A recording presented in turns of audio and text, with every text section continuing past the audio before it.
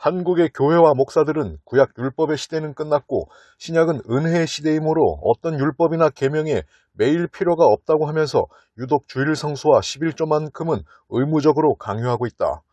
그런데 더 황당한 것은 그 일요일 주일 성수라는 것도 성경에는 없는 것이며 11조도 현재 한국 교회에서 운영되고 있듯이 수입의 10분의 1을 현금으로 바치는 것이 아니었다는 것이다. 그런데도 현재 기독교인들은 매주 일요일에 교회를 나가서 자신의 10분의 1에 해당하는 수익을 매달 꼬박꼬박 바치고 있다. 이제 11조를 그만해도 되는 이유, 11조를 더 이상 의무나 규례처럼 교회에 갖다 바치지 않아도 되는 성경적 근거를 말씀드리겠다. 먼저 구약 이스라엘에게 있어 11조가 어떻게 운영되고 있었는지, 그 목적과 내용이 무엇이었는지 살펴보도록 하자. 너는 마땅히 매년 토지 소산의 11조를 드릴 것이며 내 하나님 여호와 앞 곧 여호와께서 그의 이름을 두시려고 택하신 곳에서 내 곡식과 포도주와 기쁨의 11조를 먹으며 또 내 소와 양의 처음 난 것을 먹고. 11조란 매월 수익을 현금으로 바치는 것이 아닌 한 해 토지의 소산물을 매년 1회 바치는 것이었는데, 그 11조의 용도 역시 제사장들에게 바치는 것이 아니고 본인들이 먹고 마시기 위함이었다. 때로는 11조를 현금으로 내는 경우도 있었는데 그것은 그 택하신 장소가 멀어서 이동이 곤란할 경우였다. 하지만 이 11조 현금 역시 본인들이 먹고 마시기 위함이었다. 그러나 내 하나님 여호와께서 자기의 이름을 두시려고 택하신 곳이 내게서 너무 멀고 행로가 어려워서 내 하나님 여호와께서 그 풍부히 주신 것을 가지고 갈 수 없거든 그것을 돈으로 바꾸어 그 돈을 싸 가지고 내 하나님 여호와께서 택하신 곳으로 가서 내 마음에 원하는 모든 것을 그 돈으로 사되 소나 양이나 포도주나 독주 등 내 마음에 원하는 모든 것을 구하고 거기 내 하나님 여호와 앞에서 너와 내 권속이 함께 먹고 즐거워할 것이며.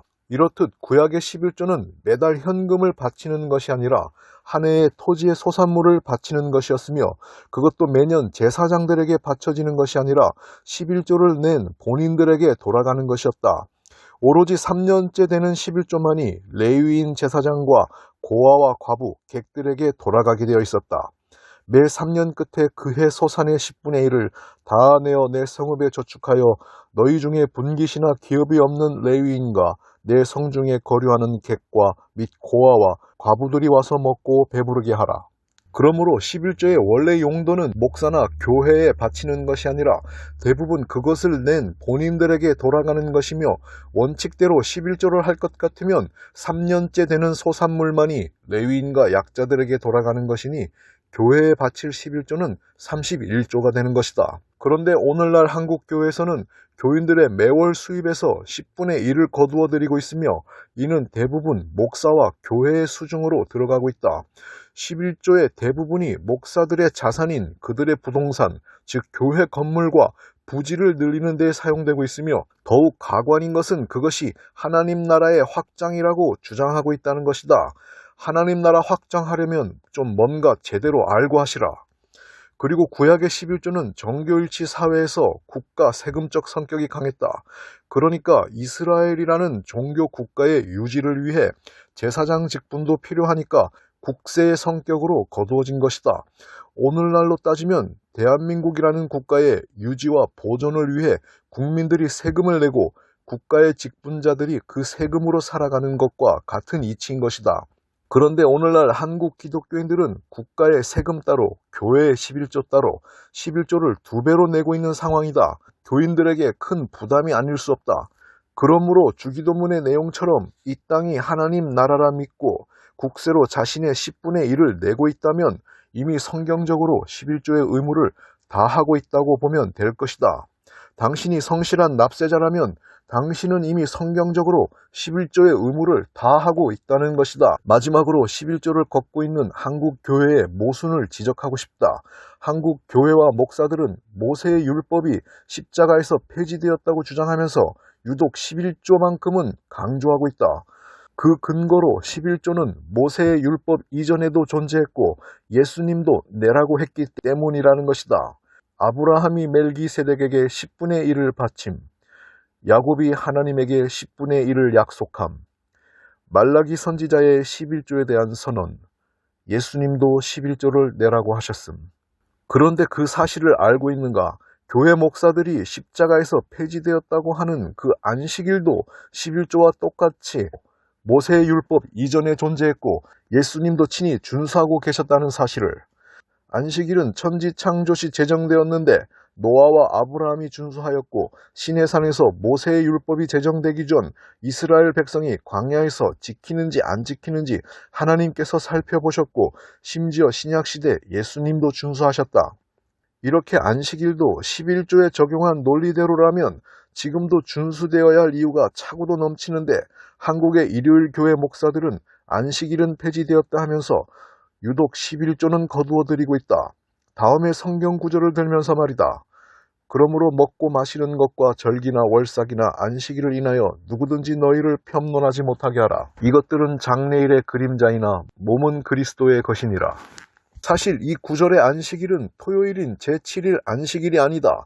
구약 제사율법에 속한 절기 중에도 절기의 시작과 끝에서 제7일째 쉬어야만 하는 안식일이 등장하는데 그것은 매 일주일마다 돌아오는 안식일과는 다른 것이다. 그래서 예수님의 십자가 사건 이후에도 사도들이 안식일을 준수하고 있다는 사실을 성경은 보여주고 있다. 바울이 자기의 규례대로 저희에게로 들어가서 3번의 안식일에 성경을 가지고 강론하며 사도 바울이 편론하지 말라고 해놓고 바울 자신은 왜 안식일을 지키고 있는가? 그것도 자유함이 아니라 규례대로. 그러므로 골로새서 2장의 안식일은 7일마다 돌아오는 토요일 안식일이 아닌 것이다. 어쨌든 100번 양보해서 안식일은 십자가에서 폐지되었다고 치자. 그러면 11조는 왜? 심지어 히브리서 기자는 명백하게 제사율법이 폐해졌다고 선언하고 있으며 제사율법이 폐해졌다는 것은 레위의 제사직분과 관련된 11조의 의무도 당연 폐지되었음을 말하는 것인데 말이다. 제사직분이 바꾸어졌은즉 율법도 반드시 바꾸어지리니 전에 있던 계명은 연약하고 무익함으로 폐하고. 그래서 신약 성경 어디에도 11조를 내라거나 바쳤다는 기록이 전혀 없는 것이다. 그래도 끝까지 예수님은 11조를 내라고 했지 않느냐 하는 사람들은 예수께서 십자가에서 돌아가시기 전에 할례도 받으시고 안식일도 준수하셨다는 사실을 기억하라. 십자가에서 죽으심으로 율법을 완성하시기 전에 예수님도 유대의 청년으로서 친히 규례대로 할례도 받으시고 안식일도 지키셨다. 이것도 행하고 저것도 버리지 말아라 하신 대상에는 비단 11조뿐만이 아니라 안식일 등 모든 율법이 포함됨은 자명하다. 왜냐하면 율법의 정신은 빼놓고 껍데기만 준수하는 바리새인들의 외식과 형식주의를 11조를 대표해서 비난하신 내용이기 때문이다. 율법에 더 중한 바 정의와 긍휼과 믿음은 버렸도다. 그러나 이것도 행하고 저것도 버리지 말아야 할지니라. 하지만 앞서 언급했듯이 11조의 의무와 형식은 제사율법과 관련된 의문에 속한 옛 계명이기에 할례나 제사제도가 폐지된 것처럼 11조 역시 폐지된 것이 당연하다. 그래도 또 끝까지 말라기 3장 10절을 들이밀면서 11조는 우리 신앙의 충성을 측정하는 도구라고 하면서 11조를 내야 하나님께 충성하는 것이라 주장하는 목사들이 있다. 만군의 여호와가 이르노라 너희의 온전한 11조를 창고에 들여 나의 집에 양식이 있게 하고 그것으로 나를 시험하여 내가 하늘 문을 열고 너희에게 복을 쌓을 것이 없도록 붙지 아니하나 보라. 그럼 또다시 안식일이야말로 구약 성경 전반에서 하나님께서 이스라엘 백성의 신앙을 측정하는 충성의 시금석으로 사용되었다.